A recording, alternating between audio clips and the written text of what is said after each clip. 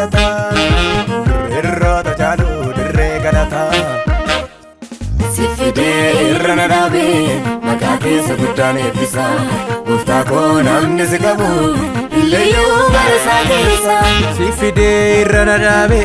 maqaa keessa guddaan eebbisa gooftaa koo namni si qabu illeeyyuu bara isaa keessa illeeyyuu bara isaa keessa illeeyyuu bara isaa keessa illeeyyuu bara isaa keessa illeeyyuu bara isaa keessa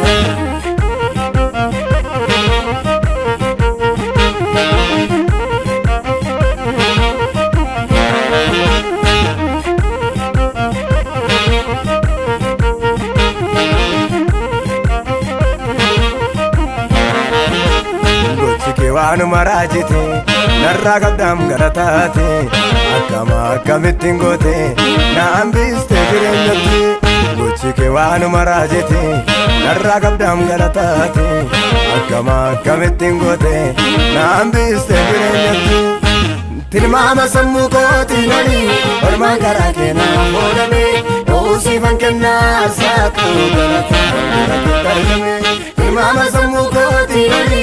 olmaan karaa keenaa foodame oosiifan kennaa aarsaa koo galata argame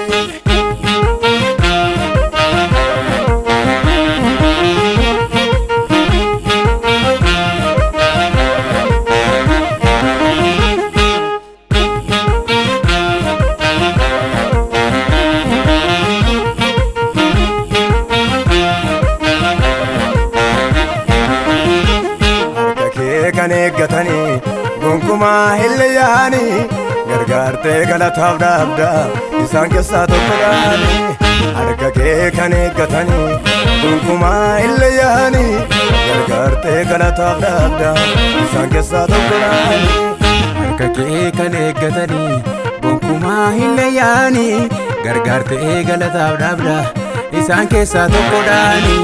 harka kee kan eeggatanii gonkumaa hin leeyyaanii gargaartee galataaf dhaabda isaan keessaa tokkodhaani illeeyyuu bara isaa keessa illeeyyuu bara isaa keessa illeeyyuu bara isaa keessa illeeyyuu bara isaa keessa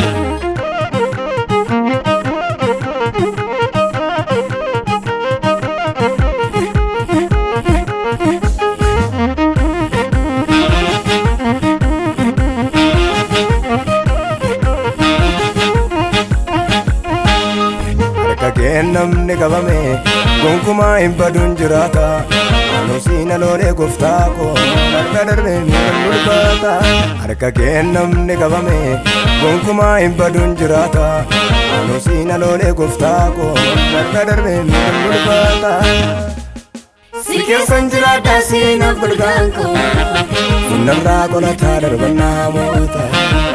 si keessan jiraadha siinaaf golgaan koo narraa qolataa darbannaa moota si keessan jiraadha siinaaf golgaan koo sinarraa qolataa darbannaa hamoota si keessan jiraadha siinaaf golgaan koo sinarraa qolataa darbannaa hamoota